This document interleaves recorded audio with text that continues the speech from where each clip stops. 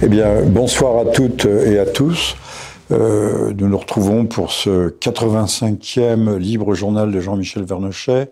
Nous sommes le mercredi 8 février, an de disgrâce 2000, j'allais dire 1900, non, 2023.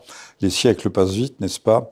Et nous avons le plaisir, l'honneur de recevoir notre ami Jérôme Bourbon qui va nous parler. Bonsoir Jérôme.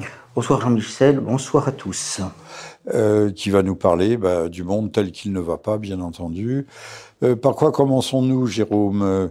Il va y avoir de nouveau des lois répressives, oui, notamment en matière de mauvaise pensée. D'ailleurs, je signale, mais vous pourrez développer ensuite, que si on inscrit le droit à l'avortement dans la Constitution, il faut aussi inscrire le droit à ne pas être d'accord. Parce que sinon, ça devient une mesure proprement et parfaitement totalitaire. Qui dit droit dit aussi contre-droit, dit le droit de dénier le droit, au moins non pas pour les autres, mais pour soi-même. Alors, donc, ces nouvelles lois antiracistes, quelles sont-elles? Quelles vont être leurs portées? On trouve toujours des phobies nouvelles, hein, c'est très bien, on peut mettre le mot phobie à toutes les sauces, grossophobie, il n'y a pas hétérophobie, hein. Il n'y a pas leucodermophobie. Les leucodermes, c'est vous, moi, la plupart, une majorité de nos auditeurs, c'est ceux qui ont malheureusement, qui sont des visages pâles. Ça, c'est très bien, c'est très mal vu de nos jours, puisque j'ai vu que telle université américaine va faire, ou même en France, on va faire un truc assez extraordinaire qui s'appelle la journée pour les uns, le mois pour les autres, du noir. Et l'université américaine invite à s'effacer devant les noirs pour montrer à quel point on est en désaccord avec le privilège blanc. Alors, êtes-vous un blanc privilégié, cher Jérôme, et un raciste systémique? Dites-nous tout. Bien, j'espère que non, mais en tout cas, vous évoquez à juste titre ce plan national, un énième plan national contre le racisme, l'antisémitisme et les discriminations liées à l'origine, qui a été présenté par le Premier ministre Elisabeth Borne le 30 janvier à l'Institut du monde arabe, présidé par le Kakoshim Jack Lang. Et ce plan est une machine de guerre, une de plus, contre notre peuple, contre notre nation, contre l'être historique de la France. Et il va toujours plus loin dans les mesures répressives les plus effrayantes. Et il y en a une tout particulièrement qui n'a pas été suffisamment, me semble-t-il, commentée et analysée, qui répond à une demande historique de la LICRA et d'un certain nombre d'organisations dites antiracistes et mémorielles, s'agissant d'emprisonner les personnes condamnées dès la première instance pour des faits dits de racisme, d'antisémitisme, de négationnisme, pour reprendre... Oui, alors un viol, vous pouvez violer, vous n'allez pas obligatoirement en prison. Non. Si c'est un petit viol, si c'est un viol anodin, si vous êtes condamné à moins de 2 années fermes, vous n'allez pas en prison. C'est bien connu, il y a des aménagements de peine. Voilà, mais là, pas d'aménagement de peine. Ouais, le tribunal pourra décider, en le motivant dans ses attendus, dans son jugement, eh bien qu'une personne, même s'il n'a jamais été condamné, même si c'est qu'en première instance, eh bien, il y aura un mandat d'arrêt contre elle. Un mandat de dépôt à l'audience. Voilà, à l'audience, de telle manière que la peine soit effective et que même si cette personne fait appel, ce ne sera pas suspensif. C'est-à-dire que... Ah oui, l'appel ne sera pas suspensif. Voilà. Donc ça, c'est une revendication qui est de la LICRA et le gouvernement, les pouvoirs publics ont dans ce sens que c'est sans toute lettre dans le plan et ça n'a pas été suffisamment évoqué parce que, par exemple, pour un journal comme le nôtre, il est évident que moi, si présent... Vous parlez de Rivarol, dont vous êtes le directeur. Voilà, c'est bien de le préciser. Voilà, depuis 13 ans maintenant. Le temps passe vite. Et en l'occurrence, jusqu'à présent, si on était condamné en première instance à une peine de prison ferme, on pouvait faire appel. L'appel était suspensif. C'est le droit de la presse. On pouvait éventuellement, si c'était confirmé en appel, aller en cassation. Et très souvent, comme le disait justement, il y avait des possibilités d'aménagement de peine, qu'il s'agisse de travaux d'intérêt général ou éventuellement de bracelets électroniques. Bon, or, je pense que c'est une réponse, si vous voulez, à l'affaire Alain Soral, en quelque sorte, lorsque le président d'Égalité et Réconciliation, en juillet 2020, avait été mis en garde à vue et pendant plusieurs jours. Il avait été interpellé dans la rue. À Paris même, oui, absolument. Oui, comme un vulgaire malfrat. Dans le quartier de Saint-Germain-des-Prés, et beaucoup d'organisations juives, il faut les appeler par leur nom, eh bien, avaient été déçues, voire choquées de ce qu'ils ressortent libres de prison quelques jours après. Et en fait, je crois que non, mais quand on est en garde à vue, sauf pour terrorisme, il y a des limites à la garde à vue. Oui, mais je crois qu'ils avaient essayé d'utiliser des lois qui avaient été votées. Des lois de Vichy, peut-être. Non, au moment des lois de Vichy. Non, au début de la Troisième République, au moment d'un fort courant anarchiste assez violent, puisque plusieurs présidents de la République avaient été assassinés à l'époque. Bon, et donc ils ont essayé de ressortir des tiroirs.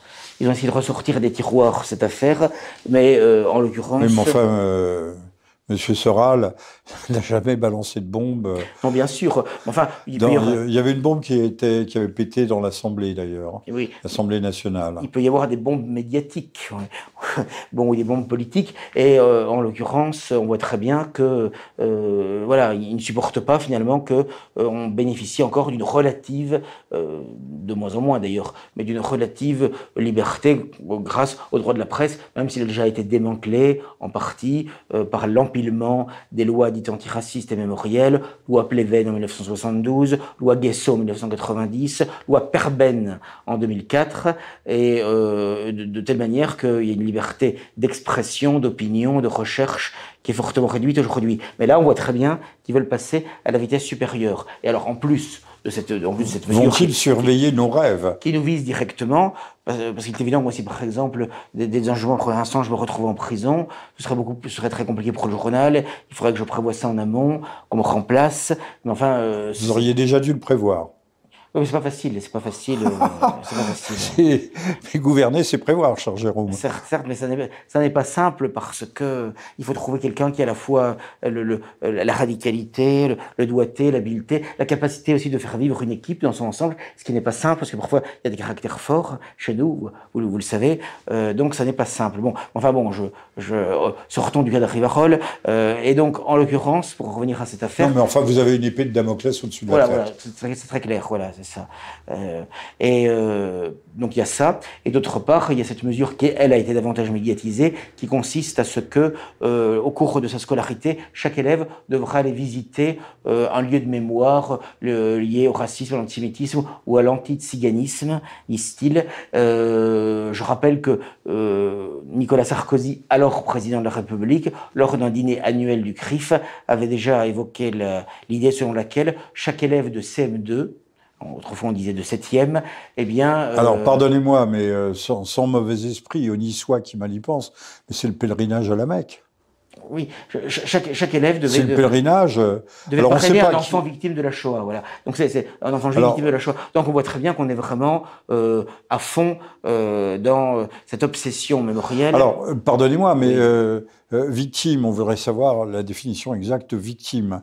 Les journalismes, la grande presse, la très grande presse audiovisuelle, nous a bien expliqué que Auschwitz, maintenant, c'était 4 millions de morts, dont une majorité de Judéens, de Juifs. Jusqu'à peu, c'était pas 4 millions de morts. Maintenant, c'est passé à 1 million. Dont une majorité, donc, encore une fois, de Judéens. Mais ça fait toujours 6 millions à l'arrivée, quand même. Voilà, on a quand même, là aussi, nos libertés fondent comme neige au soleil, c'est une peau de chagrin, mais également les chiffres. Alors, je voudrais faire une toute petite incidente. Il y a quelques années, la mairie de Paris, mais ce n'était pas Madame Hidalgo, il y a une quinzaine d'années, avait organisé une exposition fort intéressante qui s'appelait « Les derniers témoins ». Alors, il y avait des derniers témoins vivants, et puis il y avait des panneaux qui étaient accrochés, qui étaient tout à fait passionnants. D'ailleurs, on peut retrouver encore, il y avait un livret qui avait été édité. Mais ce que je dis là est important, parce qu'on vient de fêter l'anniversaire, le 70e, ou que sais-je, anniversaire de la libération d'Auschwitz. Or, sur l'un de ces panneaux, on nous expliquait qu'un détachement russe, soviétique, était arrivé par hasard était tombé par hasard sur le camp d'Auschwitz et loin de prendre en charge les mourants, les blessés, de réconforter tout le monde, ils étaient repartis au bout de 3 jours. Donc laissant de nouveau les prisonniers, enfin les ex-détenus, les déportés, livrés à eux-mêmes. C'est assez impressionnant. Donc il n'y aurait pas eu de libération d'Auschwitz. Je me réfère à cette exposition de l'Hôtel de Ville de Paris, Les Derniers Témoins, pour dire cela. Sinon, ce serait peut-être incongru, voire iconoclaste. Donc on voit très bien qu'on cherche vraiment à enrégimenter l'enfance et la jeunesse, pas seulement elle, mais d'abord elle. Et je dois dire que on voit la différence avec, par exemple, le film Vaincre ou mourir, narrant l'histoire du général de Charette, des guerres vendéennes. Donc finalement, on voit très bien que cette mémoire exclusive, unique, cette souffrance qui se veut unique, ce monopole de la mémoire, monopole, exclut toutes les autres souffrances, toutes les autres mémoires, toutes les autres histoires, et elle sert à ça, elle sert à éliminer, si j'ose dire, à gazer toute l'histoire de France. Finalement. Non, il y a des mots qui sont inconvenants, qu'on ne peut pas utiliser, et je ne vous demande pas de le retirer, mais je le gomme, je le gomme. Voilà. En fait, ce qui me frappe dans ce que vous m'avez dit, dans les nouvelles dispositions légales, c'est qu'on parle du racisme. Non, mais le racisme, c'est aussi l'homophobie, mais on parle de l'antisémitisme à part. Or, l'antisémitisme, c'est bien une forme de racisme, que je sache. Pourquoi y a-t-il une qualification spécifique particulière dans ce cas ? Tout ce qui concerne l'antisémitisme est toujours considéré comme spécifique, puisque c'est considéré comme le racisme suprême, en quelque sorte. Bon. Oui, mais enfin, il y a quelque chose de choquant là-dedans. Le fait qu'on crée une catégorie hors catégorie. Et alors attention, parce que moi j'ai regardé, j'ai lu le plan entier, puisqu'il est sur le site de la DILCRA, dont je rappelle que cet acronyme signifie Délégation interministérielle à la lutte contre le racisme, l'antisémitisme et la haine anti-LGBT. Il est bon de le lire en entier pour comprendre à qui... Moi, je serais judéen, Jérôme, pardonnez-moi, je passe mon temps à vous couper, ce qui est très mal, mais je serais judéen, mais je serais quand même peut-être un peu gêné qu'on m'assimile au LGBTQ++. Non, c'est un peu gênant. Après tout, les Juifs sont pas... Peut-être que certains sont transsexuels. On sait que Tel Aviv est la capitale mondiale de la Gay Pride. Oui, mais enfin, quand même... Les deux qualités peuvent être cumulatives, si j'ose dire. Bon. Enfin, en tout cas, s'agissant de cette question, on voit dans le plan que il y a une formation spécifique qui est prévue des enseignants, de tous les agents de la fonction publique pour lutter contre l'antisémitisme, le racisme, et non seulement dans le public, mais dans le privé, puisqu'il est prévu ce qu'ils appellent des testings pour piéger, puisque c'est ça en fait finalement, des chefs d'entreprise pour que il y ait suffisamment... Voulez-vous parler français? Testing, testage? C'est l'expression qu'ils ont utilisée pour essayer en quelque sorte de... Oui, c'est-à-dire ça s'appelle une provocation, voilà, en clair. Voilà, une provocation, voilà. Et par ailleurs, même des gens qui pourraient penser... prendre un bol d'air en faisant du sport, et bien même dans le sport, ils ne seront pas tranquilles puisque il est prévu également de former les sportifs et les éducateurs au sport par rapport justement à ces questions de racisme, d'antisémitisme. C'est en toutes lettres dans le projet de loi. Et on voit très bien que le sport, de plus en plus, est le lieu dans lequel, et la LICRA est notamment très en pointe là-dedans, on essaie justement de créer des générations d'antiracistes et de philosémites en quelque sorte. Voilà.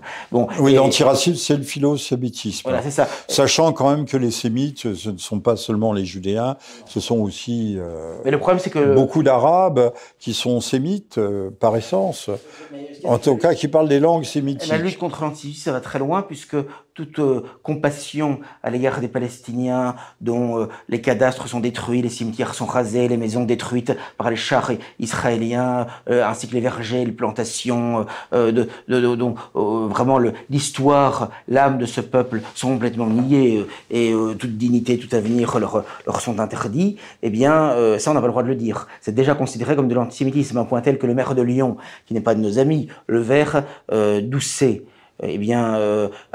Vous voulez dire que c'est un maire vert? Oui, c'est un maire vert, voilà.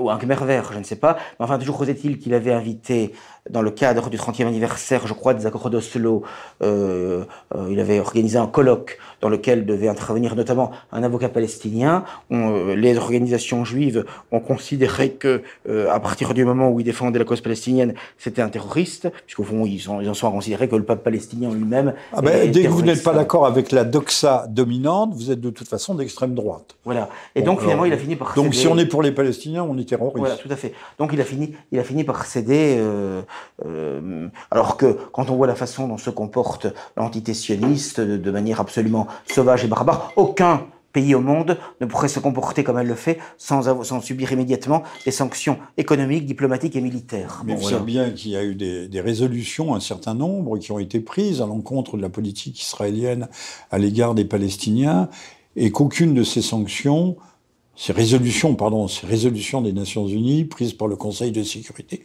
n'ont été appliquées. Et ça ne gêne personne. Ah oui, il bénéficie d'une immunité, d'une impunité totale grâce à la mémoire. Oui, voilà, alors, grâce à la on mémoire. parlait, un dernier mot sur le monopole de la mémoire. Charette nous rappelle qu'il y a eu un génocide en Vendée. Oui, mais celui-ci, on le nie, un peu plus lucide, voilà. Mais voilà, celui-ci, on appelait ça, le mot génocide n'avait pas été inventé encore, c'était un populicide, mais un populicide qui est parfaitement documenté. On a les lettres de Carrier et d'autres de Thureau à la Convention, les réponses de la Convention, c'est pas le protocole de Wannsee, je pense. oui. Non, mais là, c'est documenté. C'est documenté, oui. Les cimetières existent, on trouve les restes. Il y a des listes de proscription de ceux qui ont été tués à Nantes ou à La Rochelle. Mais comme ce sont des républicains qui sont à l'origine de ce massacre, il n'est pas bon, il n'est pas politiquement correct, il n'est pas historiquement correct de rappeler cela. Alors, Rivarol n'a-t-il pas l'intention ou l'envie, le désir de faire campagne pour qu'il y ait enfin une reconnaissance du génocide vendéen? Oui, ce serait une très bonne idée, parce qu'on voit très bien qu'avec leur mémoire exclusive, on ne parle plus des 43 qui ont fait la France, on ne parle plus du génocide arménien. Du chevalier Bayard sans peur et sans reproche, de le magnifique geste de Sainte-Jeanne d'Arc, de Saint-Louis, et on ne parle plus effectivement non plus du génocide vendéen. Et je dois dire que je suis extrêmement choqué de ce que, dans les écoles dites catholiques sous contrat, mais qu'il est vrai, n'ont plus rien de catholique, eh bien, j'en ai des témoignages multiples et proches de moi, on les amène chaque année à Auschwitz, alors qu'on ne va jamais en Vendée. Il me semble que des gens qui sont baptisés et tout ça, voir que les aïeux ont défendu leur terre, leur foi, leur roi, leur Dieu, il me semble quand même que ce serait quand même magnifique à voir, puisqu'on parle toujours de transmission. Là, ce serait une transmission qui serait utile, et non pas pour une mémoire qui leur est en soi tout à fait étrangère. Bon, voilà. Et donc, ça, c'est quelque chose qui est choquant de voir de ce que nos jeunes têtes blondes et crépues sont ballottées en permanence d'Auschwitz-Struthof, enrégimentées avec le journal d'Anne Frank en permanence. Bon, c'est insupportable. Bon, voilà. Ne tombez pas dans le révisionnisme, s'il vous plaît, Jérôme. Vous marchez au bord de la falaise, du précipice. N'aggravez pas votre cas. Oui, un point où j'en suis, et puis c'est tellement insupportable, si vous voulez. Mais enfin, il est vrai qu'il y a quelque chose qui ne va pas. Ça ne tourne pas rond. Mais de même, je lisais tout à l'heure un très long article relatif au lobby, j'utilise un vilain mot, au lobby franco-russe, notamment chez les militaires, chez les analystes de haut rang, qui passeraient leur temps à mentir. On a l'impression que, comme dans les cours de récréation, c'est celui qui le dit qu'il l'est. Ces gens traitent les autres de menteurs dans la négation la plus totale de la réalité. Oui, c'est l'inversion accusatoire. Mais pour évoquer la question de la répression, elle est en acte, si j'ose dire. Elle n'est pas simplement dans des projets, puisque le ministre de l'Intérieur, Gérald Moussa Darmanin, le 1er février dernier, a dissous 2 mouvements qui n'avaient commis, objectivement, aucune violence, aucun délit. Naguère, quand même, pour être dissous, il fallait quand même au moins être mêlé à des violences, à des rixes plus ou moins graves, mais plus ou moins avérées, mais il y avait quand même un minimum. Bon, là, aujourd'hui, pour des raisons purement idéologiques, on raye de la carte, si j'ose dire, du jour au lendemain, un mouvement nationaliste, beaucoup de nationalistes, et un mouvement de jeunes musulmans, plutôt dans la mouvance dissidente, sohralienne, l'Arjos Insu, les alerteurs, où j'ai vu d'ailleurs que vous avez récemment fait une vidéo, d'ailleurs ces derniers jours, bon, eh bien c'est tout à fait scandaleux. Il n'y avait aucune raison, ils n'ont été mêlés à aucune violence, c'est purement idéologique. Et lorsqu'on lit les attendus de la dissolution prise en Conseil des ministres, eh bien on s'aperçoit que n'importe quel mouvement ou publication, ou groupement ou association dissident pourrait être dissous. C'est quelque chose qui est invraisemblable et cela se fait là aussi dans un silence, un calme total, une impunité totale. C'est absolument invraisemblable. Donc ils vont de plus en plus loin dans la restriction arbitraire de toutes les libertés. Alors il y a une chose qui m'a frappé au moment du mondial, on a fait une rafle dans un bar où des supporters regardaient la télévision et on a parlé d'une quarantaine d'ultra-droites. J'en étais resté en droit pénal que pour arrêter quelqu'un, il fallait qu'il y ait le début d'une commission. C'est-à-dire, tandis que là, on arrête des gens, et c'est pas un cas unique ni isolé, on arrête des gens sous couvert qu'ils auraient eu peut-être l'intention. Ça va très loin. Ben, c'est un petit peu comme la notion de guerre préventive, finalement. Et là, ce sont en quelque sorte des arrestations et parfois des détentions préventives. On bafoue les principes de notre propre droit. Et là, ou alors c'est que le droit a changé à mon insu. Ah ben là, on n'entend pas Badinter, on n'entend pas la Ligue des droits de l'homme, on n'entend pas la LICRA dénoncer ces atteintes. Ni les grands professeurs de droit, voilà. ni les... On les entend pas. Ouais. Les universitaires, les intellectuels. Ça, il y a une couardise qui est totale, finalement.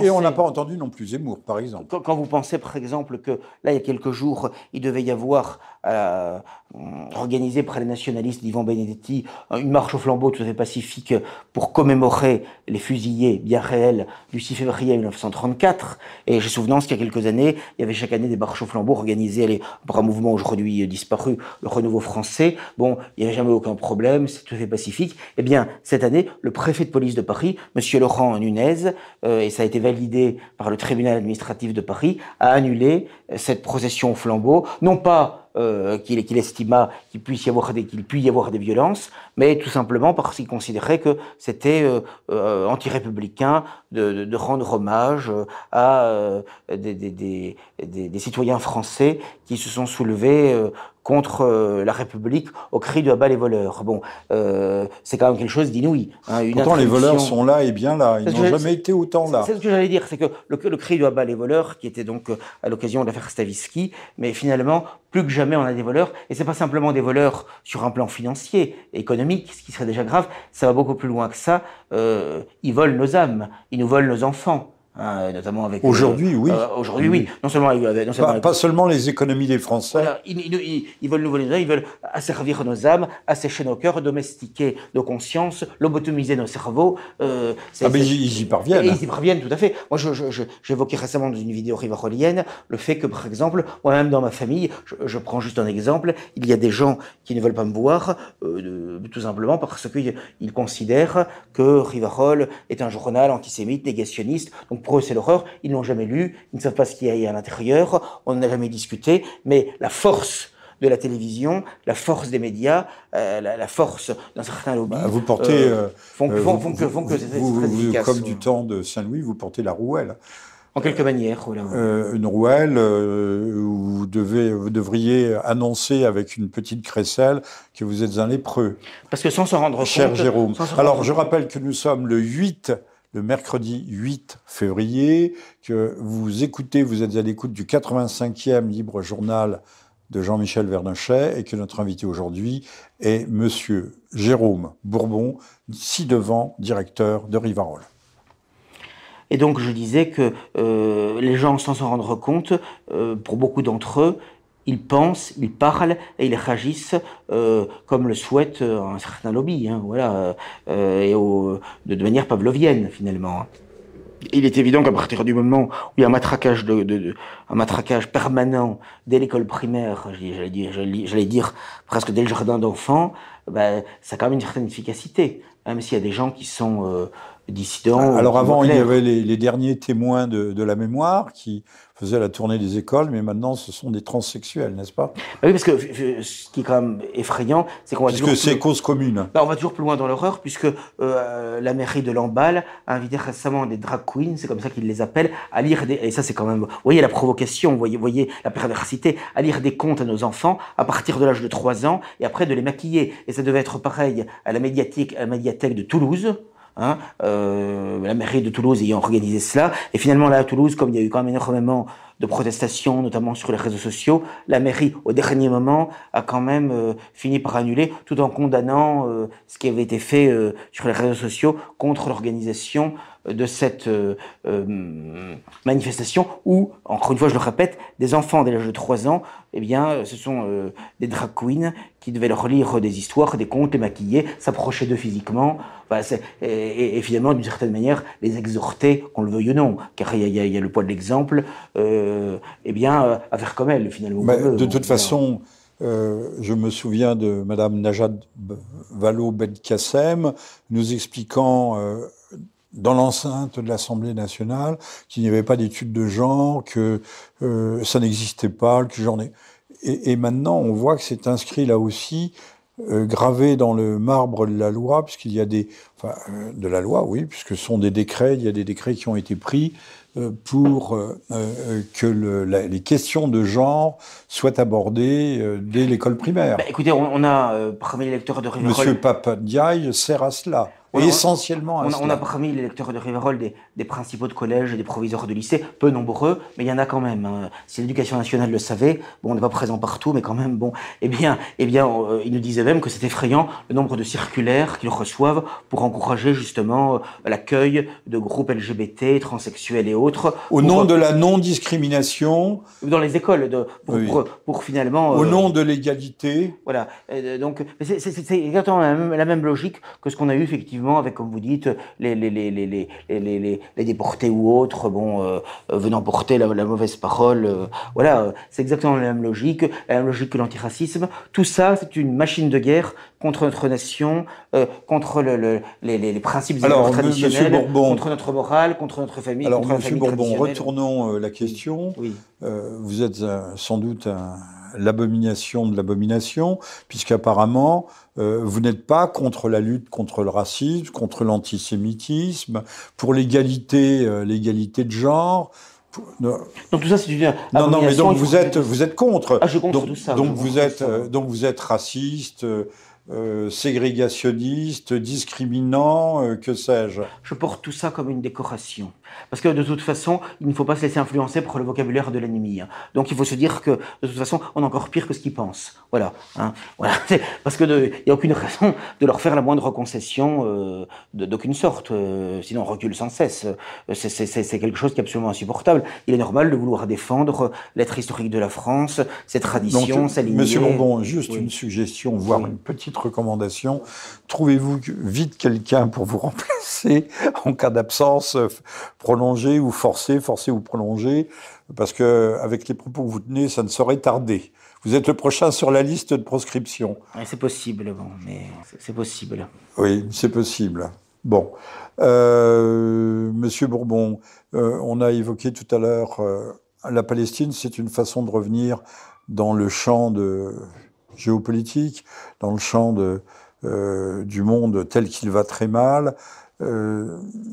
Je sais que vous n'êtes pas spécialiste de la question, mais votre sentiment, votre intuition relativement à l'affaire ukrainienne, à ce qui se passe, et au débat, là aussi, on va traquer ceux qui sont soupçonnés de poutinolâtrie ou de russophilie.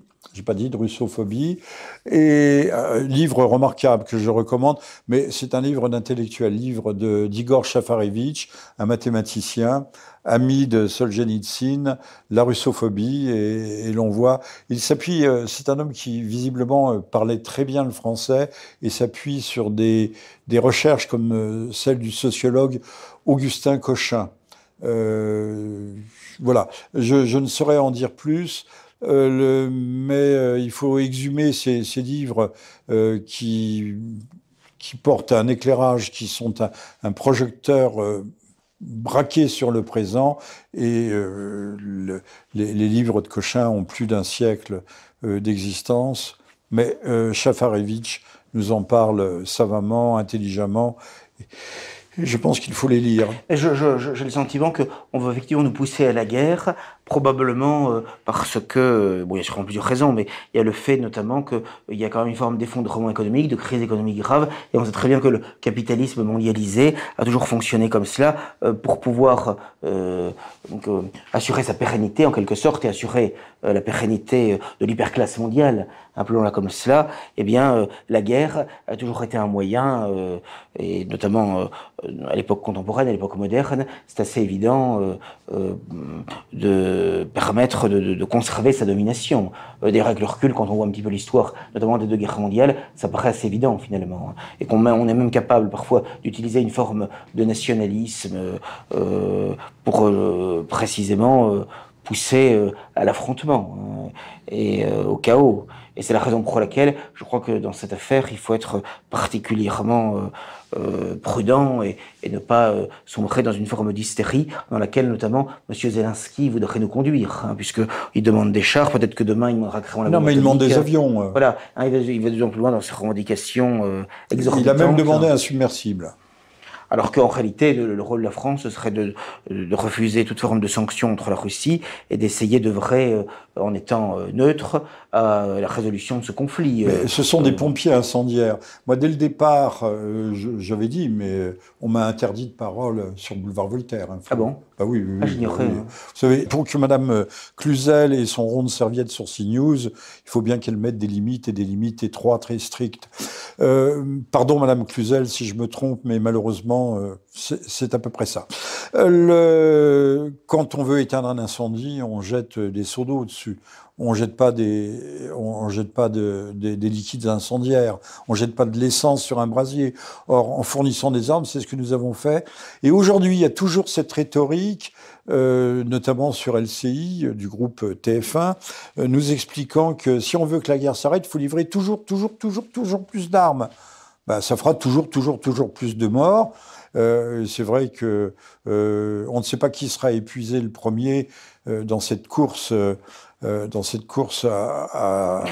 puis il y a deux poids deux mesures, parce qu'on dit que la Russie envahit l'Ukraine. Bon, après c'est une question en plus historiquement complexe, mais en l'occurrence, je constate que lorsque l'entité sioniste envahit la Palestine et est en train d'annexer la Cisjordanie. Exactement. Là, par contre, ça ne pose aucune difficulté. Donc il y a quand même deux poids deux mesures. Bon, et donc c'est ça qui est absolument vous retirez le quand même. Oui. Retirez-le quand même. Il n'y a pas quand même deux poids, deux mesures, il y a deux poids, deux mesures, et de façon écrasante. Mais alors, ça m'amène une réflexion, je ne sais pas si vous pourrez rebondir. Ce qui me frappe, c'est l'incompréhension quand même de la foule, de la masse, qu'on est en train de, j'ose presque le dire, de l'amuser avec les retraites, alors que la question qui prime, c'est celle, par exemple, des régimes spéciaux. Les régimes spéciaux, c'est celle de nos représentants, députés, sénateurs, qui touchent au bout de 3-4 ans, touchent des sommes rondelettes, coquettes et même tout à fait indécentes. Des régimes spéciaux, il n'y a que ça. Hein. Il y a combien de professions, que ce soit EDF ou à la RATP aussi bien, où la retraite est à 52, 55 ans, pour le personnel roulant ou non roulant, je pense aussi à la SNCF évidemment, ça ne choque pas. Hein, de même que la France adulait Johnny Hallyday, qui chantait bien, mais qui n'a jamais écrit une chanson de sa vie, alors qu'il gagnait des centaines de millions, comme Monsieur Mbappé. Ça ne choque pas. Ça ne choque pas. La France n'est pas révoltée. Il y a quelque chose. Peut-on encore faire quelque chose avec le peuple français, si tant est que cette notion ait un sens? C'est une question bien difficile, mais très difficile. Mais s'agissant des retraites, J'observe d'ailleurs que lorsque l'on veut trouver de l'argent, on en trouve. Puisque rappelez-vous, Macron, au moment de l'affaire Covidesque, il avait utilisé l'expression quoi qu'il en coûte, et donc les robinets avaient été ouverts. Donc quand ils veulent vraiment, ils peuvent. Et en plus, quand on voit le degré d'endettement de la France, je n'ai pas le sentiment que la question des retraites, ce soit... Ou les fournitures d'armes à l'Ukraine. Voilà, ce soit numériquement si important que ça par rapport à l'ensemble des autres dépenses, des montants des déficits, de la dette publique, etc.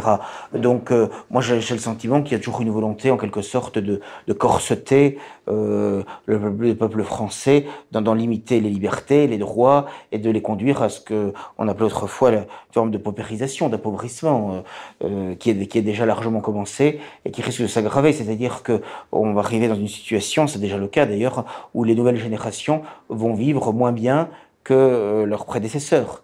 Ce qui n'était pas le cas jusque-là, c'était plutôt le contraire en l'occurrence. Bon, et il y a une forme donc de régression, d'involution qui est tout à fait frappante et qui risque de s'aggraver. Et dans un contexte, je dirais, de tiers-mondisation accélérée du tiers-monde, puisque non seulement on paye de plus en plus d'impôts et de charges, mais les services sont de moins en moins de qualité, puisque non seulement vous avez de plus en plus de postes qui ferment un peu partout, de services publics qui fonctionnent mal ou qui ne fonctionne pas du tout, et alors même qu'on est, comment dirais-je, massacré par les impôts et les taxes de toutes sortes, c'est ça qui est particulièrement choquant. Et même, je dirais, s'agissant de la médecine, je suis frappé de voir que lorsque l'on déménage quelque part, eh bien, il est quasiment impossible de trouver un médecin. Je ne parle même pas de médecin de famille, hein, une notion qui n'existe plus aujourd'hui. Bon, mais de trouver un médecin qui accepte de vous prendre comme nouveau patient. Hein, ce qui est quand même absolument inouï quand on est réfugié. N'est-ce pas le propre de pays du tiers-monde de ne pas pouvoir être soigné correctement, finalement. Hein. Et je dois dire que, ayant moi-même 50 ans, j'ai vu, à mon humble niveau, l'évolution, la dégradation considérable de cela. Hein. Dans mon enfance et ma jeunesse, il y avait encore ce qu'on appelait précisément des médecins de famille, des gens qui se déplaçaient pour aller chez vous. Il y avait quand même un suivi médical, toutes choses qui n'existent plus. Jérôme, maintenant vous pouvez aller aux urgences et vous avez des téléphones portables. Il y a 30 ans, 40 ans, ça n'existait pas. Vous étiez à l'abandon. Non, je plaisante. On dit toujours que ceux qui disent que cela a été mieux avant, ce sont des vieux schnocks. Non, c'est dans beaucoup de domaines, c'était mieux avant. Je suis passé avant-hier, je pense à Madame Hidalgo, je ne parle pas des travaux titanesques qui encombrent et enlaidissent Paris, puisque nous vivons dans un monde laid. Et à la station de métro Opéra, qui est une station emblématique, dans les couloirs et dans les escaliers, il y avait une espèce de boue noirâtre dans les coins que visiblement personne n'avait nettoyé depuis, je dis pas depuis des lustres, mais depuis bien longtemps. Alors on paye à grands frais des prestataires de services privés pour nettoyer, mais j'étais choqué. Je dis, mais l'Opéra, c'est par là où passent tous les touristes qui viennent en France. Or, il y a ces traînées de boue, et quand je dis traînées, c'était plus que des traînées, il faut le voir le long des escaliers. Étant un vieux monsieur et devant m'appuyer sur une rampe, j'ai l'occasion de regarder ce qui se trouve sous la rampe. J'étais extrêmement choqué. La France s'enlaidit, elle s'appauvrit, elle se tiers-mondise.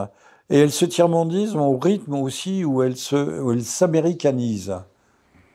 Oui, en même temps, elle s'enlaidit et elle s'avilit, hein, puisque, notamment avec les transitions de genre qui, hélas, se développent de plus en plus maintenant dans les collèges, les lycées. Pauvre gosse. Ah oui, c'est effrayant. Non, il y a vraiment une volonté de détruire la personne humaine dans son intimité la plus profonde. Ça a quelque chose de diabolique, quelque chose d'effrayant, qui dépasse l'entendement. C'est-à-dire quand même dans les dystopies les plus effrayantes et les plus avant-gardistes, on n'eût pas imaginé, je crois, des choses aussi effrayantes. Et ce n'est qu'un début, il faut se faire d'illusions. Ça ira de plus en plus loin. Hein. Il frapperont de plus en plus fort, d'autant plus qu'il n'y a plus de réaction, puisque toutes les forces qui pourraient être de résistance, eh bien, ont été noyautées, neutralisées, comme l'est le cas, par exemple, du Rassemblement national, comme c'est le cas de l'ensemble. Vous me disiez l'autre jour que M. Le Pen lui-même avait considérablement évolué. Vous étiez un de ses admirateurs, si l'on peut dire, et qui maintenant, au fond, il s'est rallié, de même que le Front National s'est rallié à l'inscription de l'avortement dans la Constitution. Contre laquelle il n'a rien dit d'ailleurs. Je n'ai pas entendu le père s'exprimer verbalement, même à minima, pour dénoncer quand même cette constitutionnalisation du droit à l'avortement, c'est-à-dire, pour parler clair, de l'assassinat industriel dans le ventre de leur mère d'enfants parfaitement viables. C'est de l'infanticide. On en revient. C'est de l'assassinat de masse. On en revient au dieu Moloch, à qui on sacrifiait les nouveau-nés. Là, mais on n'attend même pas qu'ils soient tout à fait Comment peut-on nés. défendre la nation à partir du moment où on tue ses enfants par centaines de milliers par an, plus de 10 millions depuis la 220 000, très exactement, une moyenne constante de 220 000 par an. Voilà, et c'est quelque chose d'absolument effrayant. Et il n'y a plus aucun mouvement politique aujourd'hui qui dénonce cela et qui en pointe là-dessus. Et ça, c'est quand même quelque chose qui est effrayant. J'ai souvenance de l'époque où Feu le Docteur d'Or tenait un stand SOS Tout Petit au BBR, où le Front National... Oui, mais enfin, le Docteur d'Or était bien isolé déjà à l'époque. Il était déjà isolé, c'est vrai. Mais officiellement, le programme de gouvernement du Front National dans les années 90, il y avait l'abrogation de la loi Veil. Je ne pense pas, hélas, qu'ils l'auraient mis en œuvre s'ils avaient été au pouvoir. Mais enfin, en tout cas, elle était au moins dans le programme. Bon, aujourd'hui, c'est vraiment un ralliement total à la culture de mort, dans ce qu'elle a de plus abject, de plus monstrueux, et sans en effet qu'il y ait de réaction du patriarche, en quelque sorte. Oui, l'absence de réaction de M. Le Pen est quand même assez navrante. Qui pourtant, lui, a quand même connu, dans son enfance et sa jeunesse, notamment dans sa Bretagne natale, une France qui était encore catholique, où il y avait encore un certain nombre de principes moraux et spirituels. Et donc, c'est un petit peu étonnant de voir cette évolution dans l'acceptation, finalement, de la modernité décadente, et plus que décadente.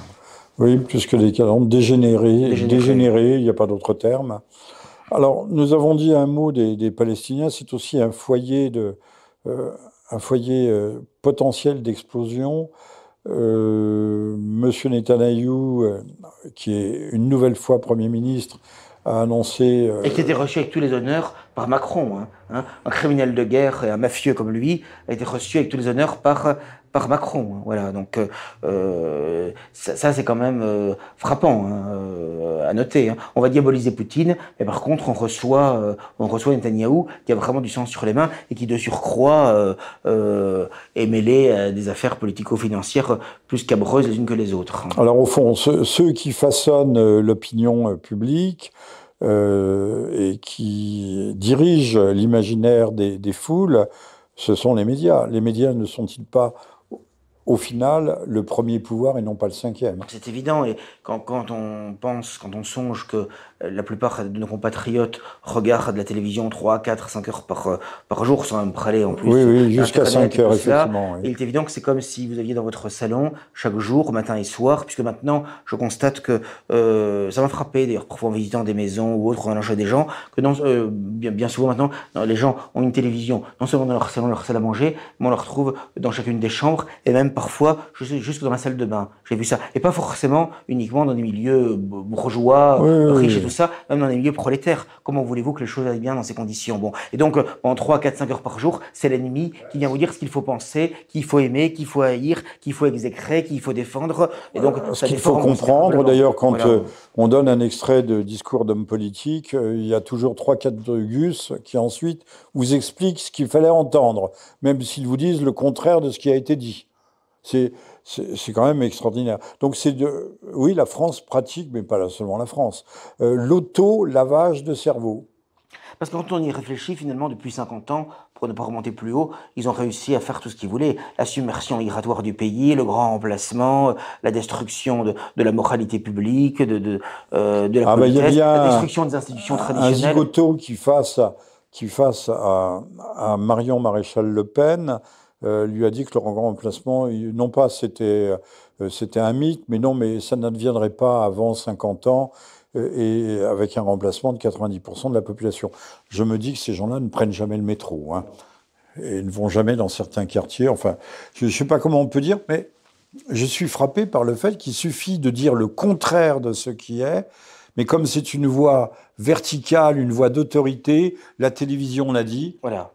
Ça, c'est Télédixit. Comme vous dites, c'est la voix de l'autorité. Hein. Autorité à l'école, autorité dans les médias, autorité, même, je dirais, du divertissement, du Un cinéma, super expert vient de nous dire que les variété. Français n'avaient jamais été aussi à l'aise, financièrement, économiquement, donc aussi riches. Alors, je suis sûr qu'il y a des gens qui vont le croire. Alors, ce n'est pas ce que je vois autour de moi, en tout cas. Bah, non, oui, il est difficile. D'abord, les magasins sont vides, ça c'est un bon indicateur. Il faut bien comprendre que quand on parle du grand remplacement, ça va très au-delà même si c'est déjà considérable, mais ça va très au-delà du grand remplacement biologique, le grand remplacement des populations. Ce qui est plus grave encore, c'est le grand remplacement des cerveaux, des consciences, des âmes, des esprits. Et cela, il est... Alors, hélas, que faire, Jérôme, que faire? mais je crois qu'il faut résister autant que faire se peut à notre humble niveau. En maintenir lisant une Rivarol, flamme, déjà, certes, mais c'est entre pas autres. suffisant. Non, c'est pas suffisant, mais c'est déjà important. Voilà. Vous trouverez tous les prix d'abonnement sur rivarol.com. Bon, non, mais cela étant dit, il faut déjà essayer de résister soi-même. La révolution commence par soi-même. Et donc, il faut essayer d'abord de résister soi-même mentalement, spirituellement, physiquement.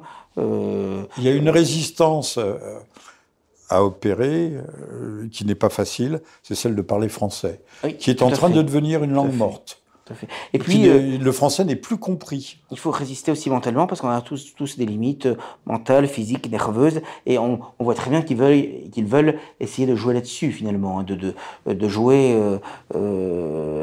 sur cela, sur la dimension psychologique, notamment précisément par ces persécutions judiciaires, fiscales ou autres, qui semble-t-il ont eu raison au moins provisoirement, Et de donner. également financière. Il y a ce qu'on peut appeler une opposition contrôlée, une dissidence sous influence, et on peut vérifier. Quand on voit j'allais dire les connards, mais on peut le dire, qui parlent sur LCI, ces anciens généraux de ceci, ces grands experts cela, ces grands reporters. Et pendant le Covid, c'est vraiment des professeurs de médecine, etc., ont toujours les prétendus experts. Même chose pour les médecins de plateau. Tout à fait. Mais ces gens, il faut bien le comprendre, sont des gens qui sont monnayés, payés, ils sont achetés. Au sens vrai du terme, mais ils sont payés pour dire ce qu'ils disent. Là, vous allez vraiment à l'essentiel, parce qu'en fait, moi, je me suis rendu compte que finalement, le gros problème auquel on est confronté, c'est le carriérisme. C'est que à partir du moment où on veut faire carrière, où on veut gagner sa vie, en soi, c'est vrai qu'il est légitime de gagner sa vie, de faire bouillir la marmite, comme on disait naguère, effectivement. Mais le problème, si ça amène à se renier, si ça amène à des concessions, à des compromissions, et je dirais même à la négation de ce que l'on croyait, tout ça, c'est dramatique, quoi. Mais croyait-il quelque chose, justement? Aujourd'hui, ce qui se passe... Bah oui, moi, les bases de la foi, mais de la foi en la vérité, par exemple. L'honnêteté intellectuelle. Vous savez, par exemple, à Saint-Cyr et tout ça, combien j'ai vu, moi, de jeunes gens arrivant, catholiques, avec le chapelet en poche et tout cela, et puis finalement, après, ils font carrière, et ils servent la République maçonnique, et finalement, ils finissent par tout renier, ou en tout cas, par s'accommoder très bien de ce hiatus entre les convictions qu'ils sont censés avoir, la foi qu'ils sont censés défendre, et finalement ce qu'ils font réellement, quoi. Voilà. J'ai rencontré beaucoup d'officiers supérieurs tout à fait catholiques, voire un peu, même beaucoup traditionnalistes, qui avaient une famille nombreuse, comme vous, Monsieur Bourbon. 6 enfants. Bravo, Monsieur Bourbon. Et il y a un petit dernier qui est arrivé. Félicitations, Monsieur Bourbon. Et Madame Bourbon aussi. Vous avez bien travaillé. Et donc, ces militaires, pour faire carrière, allaient servir l'OTAN. Voilà, à Bruxelles. Ah, j'en ai connu. Et beaucoup. Ah, vous aussi, vous confirmez ce que je dis. Y compris, je dirais, de fils dont le géniteur était tout à fait nationaliste et même en pointe dans le nationalisme. Donc c'est quelque chose d'effrayant. On se dit qu'est-ce qu'ils ont reçu en héritage,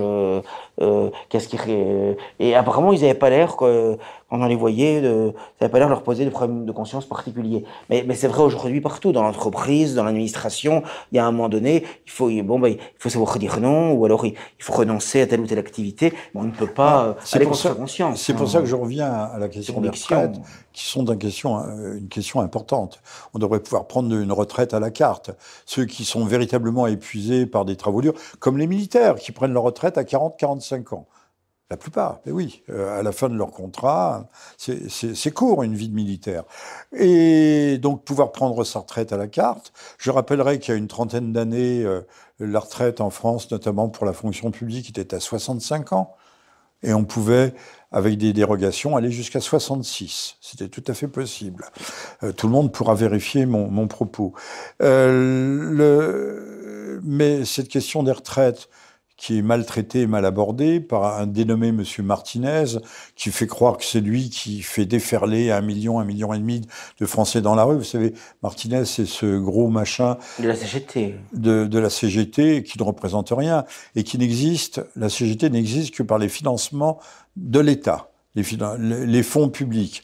Monsieur Martinez, qui a l'air aujourd'hui d'être vent debout contre Madame Bornstein, Bornstein devrais-je dire, comme on dit Epstein, Weinstein, Madame Bornstein, Monsieur Martinez a appelé 2 fois de suite, aux 2 dernières élections présidentielles, à voter pour Macron. Oui, il l'a dit, il l'a répété. C'est exact. Oui. Voilà le mauvais pasteur qui et le mauvais prophète qui conduit aujourd'hui. On sait très bien que les syndicats, de toute façon, pour reprendre vos expressions, c'est de l'opposition contrôlée. D'ailleurs, comme vous dites, comme ils sont de toute façon financés par la manne publique, il est évident que tout cela. Alors les retraites, Jérôme, cachent l'arbre. C'est l'arbre qui cache la forêt, puisque le véritable problème, c'est la menace de guerre nucléaire, non ? Oui, puis de toute façon, parce qu'on continue à franchir les étapes dans cette direction. Il y a une imposture après les retraites, à partir du moment où on ne mène pas une politique familiale et nataliste audacieuse, bien au contraire. Bien entendu. Avec les groupes LGBT dans les écoles, etc. La contraception qui est gratuite. On se fout de nous. L'avortement. On se fout de nous. On se moque du monde. C'est pour œuvrer en faveur des retraites, commençons par abolir toutes les règles relatives à l'avortement, que les femmes qui veulent se faire avorter se fassent avorter, mais enfin qu'on ne les y encourage pas. Et d'autre part, ce n'est pas un hasard si la même année où on nous parle de cette réforme, cette énième réforme des retraites, il y a tout ce débat sur l'euthanasie. Puisque on dit que le chef de l'État, le gouvernement, voudrait légiférer avant la fin de l'année sur cette question, car évidemment, c'est aussi un moyen de résoudre le problème des retraites. D'ailleurs, Jacques Attali le disait dans son livre de 1981, il disait que les sociétés futures utiliseraient l'euthanasie de masse comme une arme. Mais c'est ce que dit aussi le copain de Klaus Schwab, le monsieur Yuval Noah Harari, vous savez, le grand théoricien non pas du grand remplacement, mais de la grande réinitialisation. Lui aussi, il parle des inutiles. Il dit, sur cette planète, il y a 2-3 milliards d'inutiles. Ah, mais il le dit sans phare et sans gêne. Attali le disait dans son livre, dès que l'homme a passé 65 ans, de toute façon, il n'est plus utile à grand-chose, sauf que lui, il aura 80 ans cette année, et il ne s'applique pas à lui-même ses principes. Bon, mais enfin, il est évident que c'est un moyen de résoudre aussi le problème des retraites. Les retraites... à mes yeux, sont une forme de faux problème qui mobilise les foules, alors que les foules devraient se mobiliser contre la guerre, contre notre état de co-belligérance. C'est pas parce que M. Macron nous dit « Ah mais non, il n'y a pas de co-belligérance, non, nous ne sommes pas en guerre contre la Russie ». Mais si, la France est en guerre contre la Russie, bon sang de bois. Mais je me rappelle effectivement qu'en amont de la première guerre du Golfe, à laquelle hélas la France mitterrandienne avait participé en 1991, je me rappelle qu'il y avait quand même de grandes manifestations contre la guerre à l'époque. Bon, et il est vrai que cette fois-ci, on ne retrouve pas cela par rapport à l'Ukraine, précisément parce que les gens, je pense, se sont biberonnés. Alors que la menace, le péril est imminent. Le péril est imminent, oui, tout à fait. De plus en plus, on voit très bien qu'on veut nous conduire à cela. À l'abattoir. Voilà. Et ce sont toujours les mêmes qui nous parlent toujours de paix, de pacifisme, qui en réalité nous conduisent toujours à l'abattoir. Il est bon de relire Céline de ce point de vue-là, de relire un peu. Oui, les mots ont le sens inverse de ce qui apparaît. Monsieur Macron nous dit « nous ne sommes pas co-belligérants, nous ne sommes pas en guerre ». Or, nous y sommes. Hein. Et de plus en ceux plus. qui veulent la paix, c'est en fait ceux qui veulent la guerre. Absolument. Et la paix, c'est la guerre. Tout à fait. Chaque jour, remarquez, c'est un peu comme l'antisioniste, hein, quand elle parle toujours de la paix, la paix, la paix, alors que c'est une guerre d'extermination en permanence des Palestiniens, hein, qui est menée depuis plus de 70 ans. Donc, on est vraiment dans le mensonge et dans l'utilisation volontairement fallacieuse des mots, de la terminologie. Hein. Et c'est vrai que on ne mesure pas suffisamment à quel point on peut manipuler par le langage. Bon, cher Jérôme, on va s'acheminer vers la fin. Déjà. Ben, écoutez, ça fait presque 1 heure que nous sommes en train de plaisir, comme de causer. Autrefois, on disait causer. Hein. Relisez Stendhal, lisez Stendhal, et Stendhal parle constamment de nous allons causer ensemble. Mais le vocabulaire s'appauvrissant, nous nous appauvrissons nous aussi. Américanisation, tiers-mondisation. Et bientôt quoi? Et bien, bah oui, tiers-mondisation dans tous les sens du terme. Tiers-mondisation mentale, mais aussi physique. Alors, Jérôme, une parole d'espoir, si c'est possible, ça paraît difficile hein, aujourd'hui. À vue humaine, c'est compliqué, mais en revanche, si on a la foi, c'est quelque chose qui est fantastique, hein, qui est merveilleux. Et puis, je crois que la foi nous sauvera. Voilà. Et puis, je crois qu'il y a l'exaltation qui consiste quand même à faire son devoir et dans les ruines et les ténèbres qui nous entourent, qui nous environnent et qui s'accumulent, eh bien, d'essayer de grader le flambeau, ou en tout le moins de maintenir les braises de la vérité, de la morale, du nationalisme, de l'attachement à l'être historique de la France, à la défense de ce qui est beau, de ce qui est juste, de ce qui est vrai, auprès de la laideur. C'est important la beauté. Je suis tout à fait frappé, effectivement, de voir comment, aujourd'hui, c'est vraiment le règne de la laideur. La laideur architecturale, la laideur dans la façon dont les gens aujourd'hui s'habillent. Ils s'habillent en guenilles en général. Il y a un débraillé vestimentaire qui est absolument effrayant aujourd'hui. Ah, c'est pire qu'un débraillé. Voilà. Quand je dis débraillé, je suis gentil. Ouais, voilà. Hein, ils s'habillent comme des égoutiers. C'est effrayant. Bon, le débraillé également, je dirais, dans le langage qui à la fois s'appauvrit et qui devient de plus en plus. Faisons l'effort de bannir tous les mots anglais qui ne sont pas strictement nécessaires. Absolument. Également tous les anglicismes, et Dieu sait qu'il y en a. Donc il faut essayer de lutter contre cela. Alors évidemment c'est difficile parce que le courant dominant va dans ce sens, et il faut donc être à contre-courant, à contre-flot.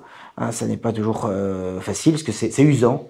C'est usant psychologiquement, nerveusement, mentalement, physiquement, y compris, je dirais, au sein de la famille, parce que même au sein de la famille, vous avez parfois des enfants, des adolescents, qu'on le veuille ou non, ils vivent dans le monde tel qu'il est, et ils sont quand même influencés par ce monde. Il est évident que, par exemple, la massification des smartphones depuis une quinzaine d'années, on ne mesure pas à quel point ça a changé. Ils nous volent nos enfants avec ça. On parle beaucoup de la pornographie via les smartphones. La pornographie. Dès l'âge de 11 ans. Et pas la petite pornographie, la pornographie la plus dure, même avec scènes de torture, puisqu'il y a des études qui ont été faites par l'État, montrant que les enfants, je dis les enfants, je ne sais pas si à 11 ans on est un enfant, mais s'imprègnent, s'imbibent et calquent leur comportement sur ce qu'ils voient. Non, ça c'est quelque chose qui est absolument effrayant. On ne mesure sans doute pas encore toutes les conséquences. Il est bon, de ce point de vue-là, de relire tout ce qu'a écrit de manière prophétique et remarquable Georges Bernanos sur le règne de la technique, parce qu'on voit très bien, il disait Vous parlez de la France contre les robots. Voilà, que la technique l'emporterait sur l'homme, et qu'il y aura une forme d'asservissement. Il a écrit ça en 47. Tout à fait. Et à la vérité, on mesure chaque jour davantage à quel point il avait raison, parce que ça change complètement tout, y compris les relations au sein de la famille, au sein du couple. On me racontait récemment que un futur marié, le jour même de son mariage, alors qu'il y a la cérémonie du mariage, il est arrivé en retard à la cérémonie où était sa femme, etc., parce que il était sur un jeu vidéo et il voulait pas quitter son jeu vidéo. C'est effrayant. Je sais qu'il y a de graves crises dans des couples et tout ça, parce que l'homme ou la femme est en permanence scotché à son ordinateur. Le repas est prêt, on ne vient pas au repas. 2 heures après, il est refroidi, ils sont encore aux jeux vidéo. Bon, bah, évidemment, ça finit toujours en divorce, ce genre d'affaires. Bon, mais j'ai des exemples concrets. Divorce justifié, là. Oui, divorce justifié. Oui, mais c'est quelque chose qui est pas du tout si rare que ça, où il y a une forme, si vous voulez, de drogue, Oui, avant on divorçait parce que l'un voulait aller à la montagne, l'autre à la mer, et maintenant c'est l'univers virtuel qui nous a envahis, qui a conquis nos vies et nos cerveaux. C'est absolument. On ne mesure pas jusqu'où l'impact, ça va. oui. Parce qu'on a encore vécu à une époque qui est certes déjà dégradée, mais où quand même il n'y avait pas cette domination du virtuel qui est aujourd'hui tout à fait considérable et qui est au détriment évidemment de la nature, des relations authentiques, de la chaleur des relations humaines. On peut le déplorer. Quand je dis le déplorer, on peut se déchirer le visage de tristesse. Tout ce que nous avons aimé, tout ce pourquoi nous avons vécu, tout ce qui a construit nos vies est en train de mourir sous nos yeux. Oui, ce qui est difficile à vivre et à supporter, ça c'est certain. Il faut un certain mérite, c'est pourquoi la grande parole d'espoir, c'est justement baste du désespoir et accrochons-nous à ce principe d'espérance, puisque désespérer, c'est un péché très grave. Les desseins de Dieu sont impénétrables.